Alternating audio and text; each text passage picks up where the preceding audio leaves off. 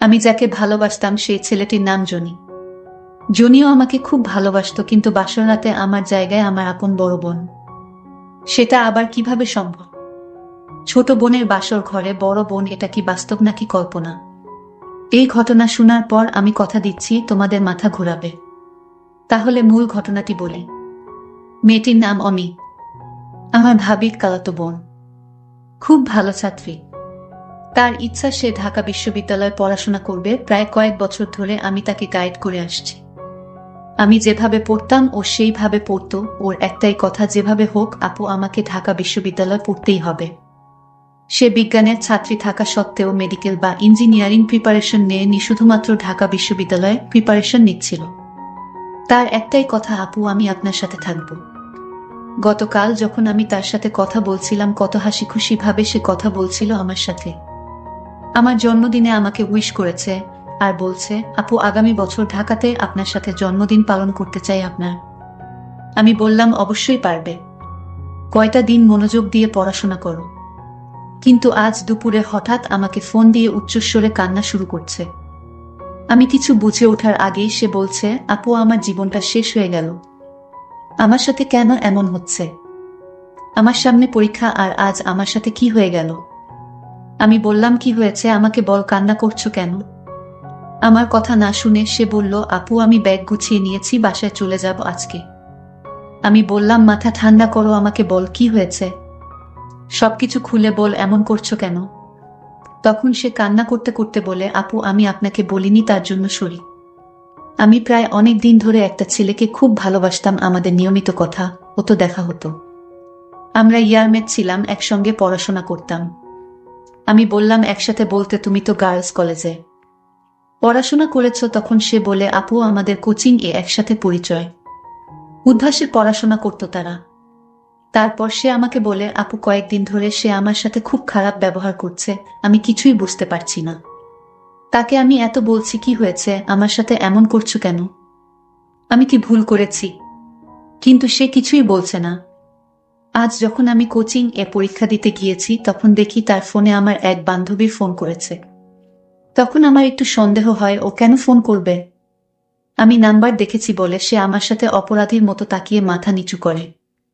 তখন আমার সন্দেহটা আরো মজবুত হয়। আমার ভেতরটা কাঁপছিল, আপু মনে হচ্ছিল পায়ের নিচের মাটি সরে যাচ্ছে। আমি রুমে এসেই আমার বান্ধবীকে ফোন দিয়েছি, তোর সাথে রাকিবের কি সম্পর্ক বলতো।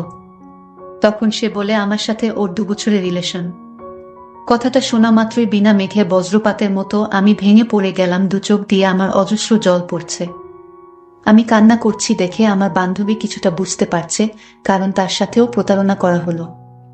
আপু মনি, আমি কল্পনা করতে পারতেছি না যে ছেলেটাকে আমি এত ভালোবাসতাম সে আমার সাথে এরকম প্রতারণা করবে। আমি কি করিনি বলেন আপু? তার মেসে রান্না হতো না, আমি রান্না করে তাকে খাওয়াতাম। গতকালই তার দুপুরে মিল হয়নি, আমি নিজে না খেয়ে আমার ওকে দিয়ে এসেছি। ও টাকা থাকতো না, আমি নিজেকে টাকা দিতাম। আমার মেসের সামনে এসে আমার কথা বলতাম, কিন্তু আজ দেখেন আমার সাথে কিভাবে প্রতারণা করলো। তখন আমি বললাম, দেখো যে প্রতারক, যে মিথ্যাবাদী, তার জন্য তুমি কেন কান্নাকাটি করছো? বরং তোমার আজ আনন্দ করার কথা। তুমি একজন প্রতারকের মুখোশ উন্মোচন করেছে। তোমার সাথে অনেক কিছুই হতে পারত, তারপরও যদি তুমি জানতে সে প্রতারক, তাহলে কি করতে বল? তখন সে আমাকে বলে, আপু আপনি ঠিক বলেছেন, সে আমাকে অনেক দিন প্রস্তাব দিয়েছে দূরে কোথাও যেতে, ঘুরতে যেত, কিন্তু আমি যাইনি। আমি বলেছি আমার পরীক্ষার পরে কোথাও ঘুরতে যাব। তারপর আপু আমি কি করব? আমি পারছি না, আমি এখানে থাকিয়ে মরে যাব, আমি বাসায় যেতে চাই। আমি তাকে অনেক করে বুঝালাম, দেখো ভুল করা যাবে না। একটা ভুল করেছো, নেক্সট আমি আর তোমাকে ভুল করতে দিব না। বাসায় যাওয়ার চিন্তা মাথা থেকে বাদ দাও। আর মাত্র 10 দিন আছে, ভালো করে পড়তে হবে। তোমাকে চান্স পাইতেই হবে। একটা জিনিস ভেবে দেখো, ও চাইছিল তোমাদের দুইজনকেই হাতে রাখতে। ও একটা কথা বলি, আমি ওই মেয়ে আসলে কয়েকদিন আগেই বিউপিতে চান্স পেয়েছে। যেহেতু এর এখনো কখনো কোথাও পরীক্ষা হয়নি, তখন সেই ছেলে ভাবছে এই মেয়ে বিশ্ববিদ্যালয়ে চান্স পেয়েছে, তাই তার সাথে রিলেশনটা কন্টিনিউ করব। এর সাথে জেনতেন ভাবে খারাপ ব্যবহার করব। আমি ওকে বললাম, দেখো তুমি যদি ঢাকা বিশ্ববিদ্যালয়ে চান্স পাও, সে কিন্তু তোমার পেছনে লাগতো, তোমাকে ছাড়তো না। তুমিও তার মুখোশ উন্মোচন করতে পারতে না, কিন্তু তুমি একজন প্রতারকের সাথে জীবন যাপন করতে। আমি তোমাকে বলছি, আজ তোমার ঈদের দিন তোমার সবথেকে খুশির দিন হওয়া উচিত। যে একজন মিথ্যাবাদী, বেঈমান, স্বার্থপর প্রতারকের মুখোশ উন্মোচন করেছে, নিজের জীবনকে বাঁচিয়েছে। এর মধ্যেই তার বান্ধবীর ফোন এসেছে। তার বান্ধবী বলছে, জুনি আমার বাসার সামনে এসে দাঁড়িয়ে আছে, আমার বড় বোন এভাবে আমাকে বুঝাতে লাগলো, কিন্তু আমার মন কিছুতেই বুঝে উঠতে পারছে না।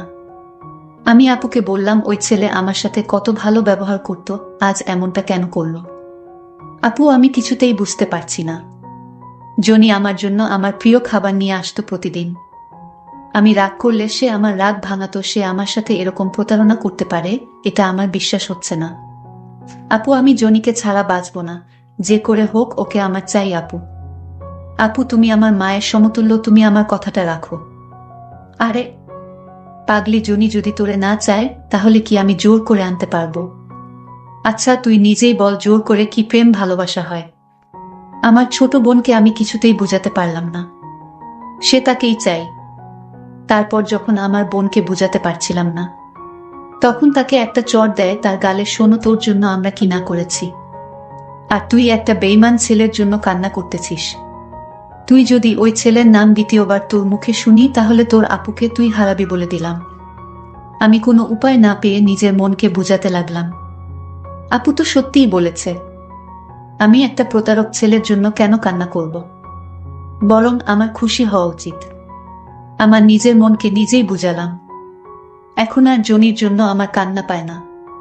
আমি তাকে ভুলেই গেলাম, ওকে আমার মন থেকে চিরতরে মুছে দিলাম। আমি মনে মনে সিদ্ধান্ত নিলাম, মইরা যাব, তারপরও কোনোদিন তার নাম আমার মুখে আনব না।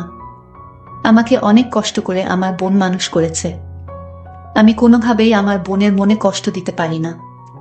কিন্তু আসল কাহিনী তো এখানেই, যা শুনলে তোমাদের চোখ কপালে উঠে যাবে। যাই হোক, এভাবে প্রায় 2 বছর চলে গেল। আমি তো ভুলেই গিয়েছিলাম আমার বড় বোনের পরিচয় দিতে। আমার বড় বোনের নাম শায়লা। আমার বড় বোন অনার্স শেষ বর্ষে পড়িতেছে। আমার পরিবারের মধ্যে সবার বড় হচ্ছে আমার বোন।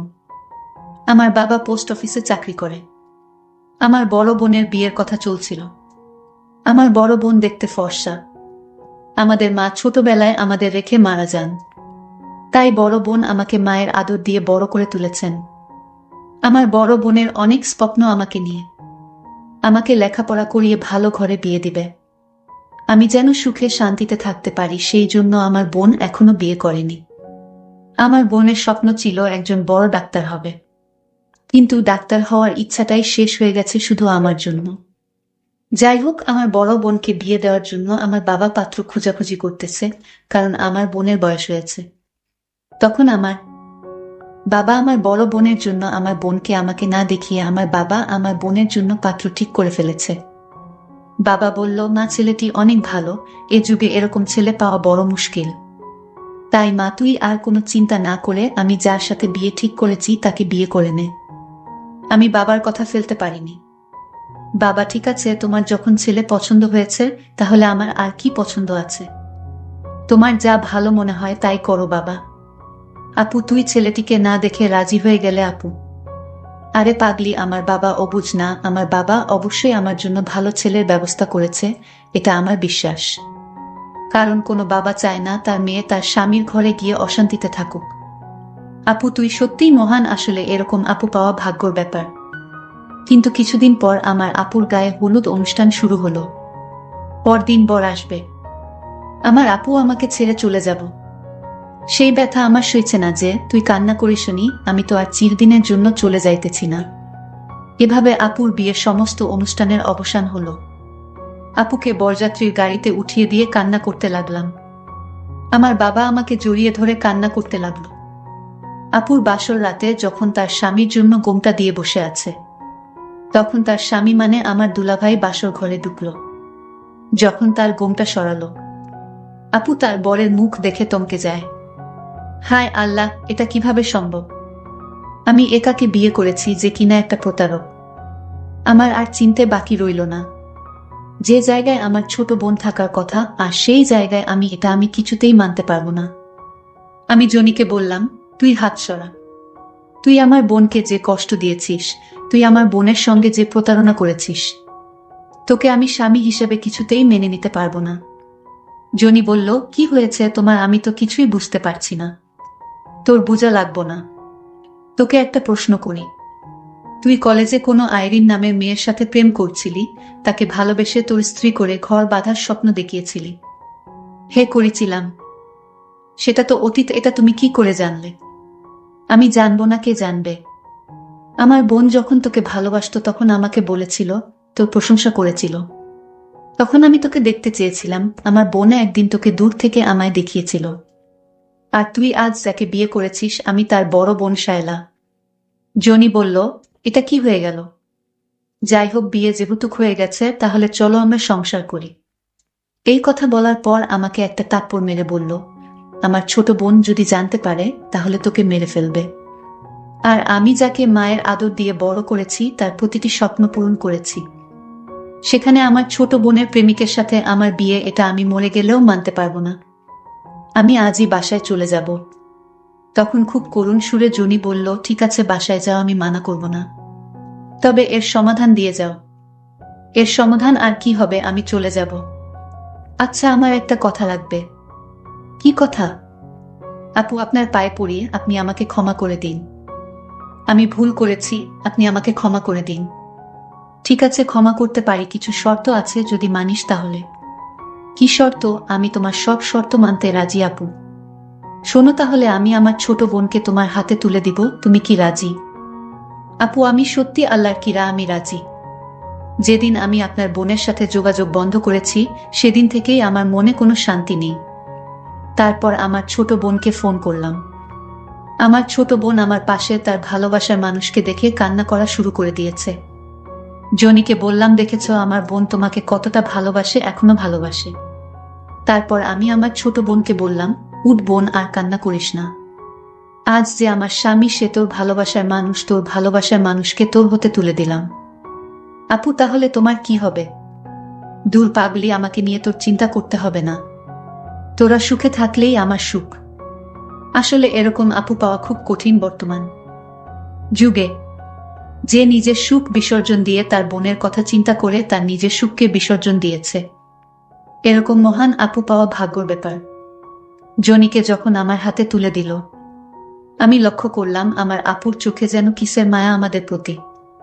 এরকম আপু আমাদের সমাজে প্রতিটি ঘরে ঘরে থাকা উচিত। তাহলে আমাদের সমাজটা আরো সুন্দর হয়ে উঠত। বন্ধুরা, কেমন লাগলো আজকে গল্পটি, তা অবশ্যই কমেন্ট করে জানিয়ে দিও। বন্ধুরা, এরকম নতুন নতুন গল্প পেতে আমাদের চ্যানেলটিকে সাবস্ক্রাইব করে পাশে থাকবেন। ধন্যবাদ। কারণ আমরা আপনাদেরকে জন্য প্রতিনিয়ত গল্প নিয়ে আসব।